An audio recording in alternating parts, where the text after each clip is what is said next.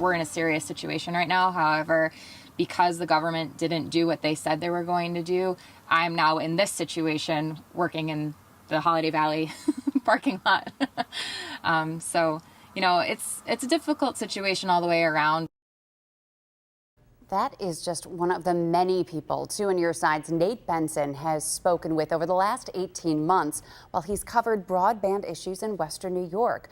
And we showed that clip to highlight how lack of access is impacting viewers. Yeah, one of the voices we haven't heard from is the state broadband office. Nate relentlessly asked for interviews. Well, finally, it's happened, as you'll see now in this exclusive report. 98% of the state now has access to high-speed broadband. Approximately 98% of New York homes. 98% of the state now has high-speed broadband. Every corner of upstate, we got to 98%. I've been asking several industry leaders about this claim, and here's what they've had to say.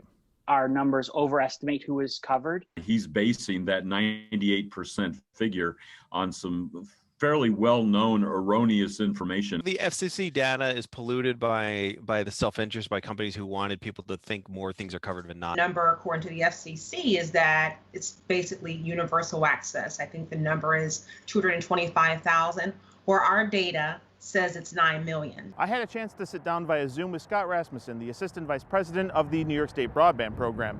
I asked him how the state calculates that 98% figure the governor keeps quoting. We use a combination of data sources. So we use the FCC data. We try to challenge that wherever possible. We use private provider data so that we're supplementing it. We use our own data that we've generated through our program. So when we're talking about 98 to 99%, you're still talking about, a serious population that remains unserved, in some cases, maybe 80% if you're talking about that. I've submitted several Freedom of Information requests to multiple agencies to obtain that data the state uses to make this claim. When you look at the amount of money set aside for the state projects, 3 Western New York counties fared quite well. 1 was in the middle of the road, and 4, well, not so much. Over $80 million was announced for Armstrong Communications to deploy fiber across the southern tier and Finger Lakes. We get it done by 2018. They didn't. Right now, Armstrong is putting in 40 plus miles of fiber per week. So these projects are, after lots and lots of setbacks, as we discussed, in terms of improving the infrastructure, so the poles and everything is in place to be able to put out the fiber.